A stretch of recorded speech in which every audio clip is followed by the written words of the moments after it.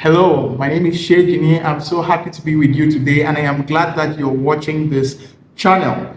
If you are a teacher, I hope you probably had a wonderful vacation and you're looking forward to go back to school and start teaching. And usually, for some teachers, especially new teachers who've not had the experience of teaching in the school, are overwhelmed with what are they going to teach during the first week of school. And even if you are an experienced teacher, sometimes we get into school and we get to the core of the lesson instead of doing the right thing and trying to lay the right foundation. So in this video, I'm going to share with you what you're supposed to do on the first 5 days on the first week of school. So make sure you don't miss out anything, and we'll get right onto it. The first day of school, the first thing you're supposed to do is to lay a solid foundation instead of a solid lesson. And one way you can do this is to create a friendly learning environment. I remember when I walked into high school, the first day I walked into class, I met our former math teacher, and he wrote a question. He wrote an equation on the board and he asked us to solve immediately. And I was dumbfounded. I almost dropped the course because I was asking myself, is this how this lesson is going to be? And that is the mistake that some teachers do make. They walk into school the first day and they want to teach a lesson.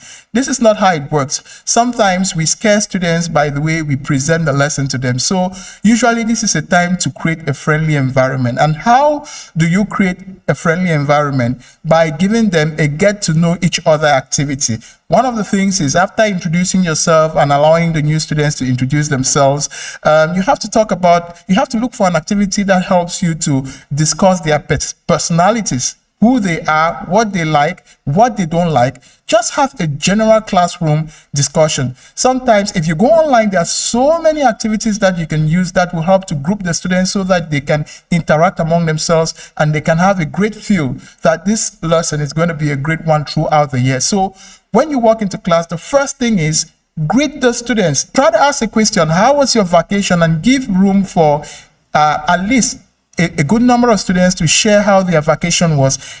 This helps to break the barrier that is between you and the students so that they can open up and understand you when you teach and create a solid bond between you and them. So that is one important thing to do on the first day. So don't teach, just lay a solid foundation by trying to get to know them better. On the second day, this is the time to raise the bar because you're going crescendo. So one of the things you have to do is to keep an eye on the sitting plan because classroom management is very important. Now, I didn't mention about sitting plans on the first day because the first day is an opportunity for you to see the birds of the same feathers that flock together. So when you have an idea of the students that flock together, it means they're likely going to be making a lot of noise. So on the second day, it's an opportunity for you to set up a sitting plan, and you group or you pair the students according to their learning abilities. And another important thing to do on the second day is to introduce the subject, what you're going to be teaching. And you can do this by passing out a first quarter plan for them to stick it to their notebook so they can know what they're supposed to do each week and the topic, so that students who want to read ahead can start reading ahead. So it's important to give them the subject expectation on the second day, and it's also important to talk about the resources that you would need, the textbooks, the supplies of your subject on the second day. So this gives them a feel of how the lesson is going to look like, what they need for the lesson and the resources that they need. You don't want to start teaching and then you get to know that some students don't have some of the basic resources that they need in order to do well in your lesson. So take the second day to set up the lesson plan, talk about the subject, a course overview, and also talk about the topic plans that you're going to be covering for the first quarter or for the first term. Once that is done, on the third day, this is the time to roof the top. And notice I didn't talk about setting classroom rules or on the first day or on the second day, because you want to create a friendly environment. I keep saying this. So the third day is the best day to talk about these expectations. Some years back, I used to talk about classroom rules. I would come up with the rules, I would discuss it with the students, and then at the end, I would type it and I would get them to sign it together with their parents. But I realized that it didn't work. So a better way to go about this is to introduce what we call their rights and their responsibilities. So you discuss with them 2 questions. What are your rights as a student in this school or in this class? And what are your responsibilities as students in this class? Let them be the one to generate the rights and responsibilities, and then you lead the discussion to see if, you lead the discussion and then you try to moderate it so that they are the ones to create the laws and not you, because if you create the laws, they will break it. But if they create the laws and they write down the rules, you can at least hold them accountable for what they themselves wrote. So what are your rights? Let them tell you. Some of their rights could be, oh, I have the right to learn as a student. Yes. I have the right to ease myself, but not at all times during class lesson. I have the right to. Let them give you their rights. And then let them also give you their responsibility. It is their responsibility to complete assignments on time. It is their responsibility to respect the teacher. It is their responsibility to come into class in the right uniform. It is their responsibility to listen. It is their responsibility to raise their hand before they ask questions. It is their responsibility to respect one another. So once you have this discussion with the students, you can appoint one student to write down the resolutions of everything you've all agreed upon, and then they put it down somewhere like on a poster and then stick it somewhere in class, so that each time a student defaults or goes against their own rights, you can point them to that direction so that they will know that they are breaking the rule. Because if you are the one who generates all the rules, there's a likelihood that they're going to break it in no time.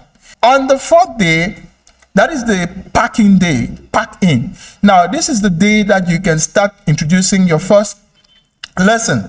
And you don't have to be guilty about this, because some teachers feel that, oh, if I, on the first week of school, if I don't teach on the first day, on the second day, or what would the parents be saying and stuff like that. No.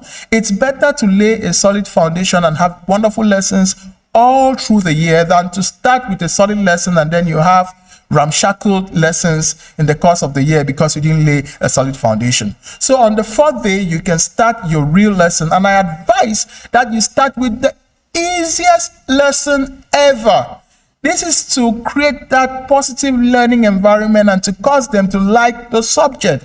Very important. So don't start with the complicated lesson. And I encourage that it should be a lesson that is fun. It has a fun activity and a hands-on activity where they can come into groups and interact. You can always have such fun activities in every subject. So think through it. Think about a lesson that will cause them to stand up, will cause them to walk in groups, will cause them to discuss and share ideas, and make it very simple. The best quality of a teacher is the ability to take something that is complex and make it simple for learners to understand. So if you are a teacher who makes simple things complex, then you have to rethink your teaching strategy, because our role is to take something that is complex and make it easy for the students to understand. So that is your role on the first day, or on the 4th day when you want to teach the first lesson. Make it as easy as possible so that it will invite the students to love the subject and to want to participate more. And on the 5th day, which is the last day, that is the day that you set the ball rolling. Remember, you set the rights and responsibilities, and students being who they are, we all did this when we were students, they're going to be pushing the buttons. They're going to be teasing you to see if you're going to respect the rules, the rights and the responsibilities that you all created. So one of the things you have to do is, when you start teaching on Friday, you have to be firm and fair. That means if a student defaults or if a student breaks the rule, you have to remind them and bring them back to order, because they will be teasing you. If you don't, they're going to keep pushing the bottle, and before you know it, in 1 or 2 weeks, all your classroom rules will be broken. There will be no culture, and the classroom will really be a mess. And secondly, you have to be consistent. You don't have to start and stop. The secret of every successful teacher is consistency. When you're consistent in laying instructions, in discipline, in putting in place what they have to do, you realize that the kids will respect you and they will know you are a no-nonsense teacher. They wouldn't break the rule because they know if they do, you're going to hold them accountable. So in summary, these are the first 5 things you're supposed to do on the first week of school. The first thing is to lay a solid foundation and not a solid lesson. And laying a solid foundation means you have to be friendly. You have to look for activities that will help you to get to know their personality better. The second day, you have to start talking about the course overview, the midterm plans. You share them out, and you also talk about resources and the supplies that they need for your course. You can also talk about the sitting plan like I did mention. On the third day, one of the things you can do is discuss their rights and their responsibilities and have them write it down or come up with something like a poster, and then you paste it somewhere where everyone can see and hold themselves accountable. On the fourth day is the day you start with the easiest lesson ever and make sure it is hands-on and it is fun and it is easy. And on the fifth day is the day that you have to be firm and fair and consistent in making sure that the rights and responsibilities that you put forth are being respected. Thank you very much for listening, and I would plead with you to subscribe so that you can have subsequent videos when next I put them. Welcome to my channel. My name is Excitation. This is Teaching Made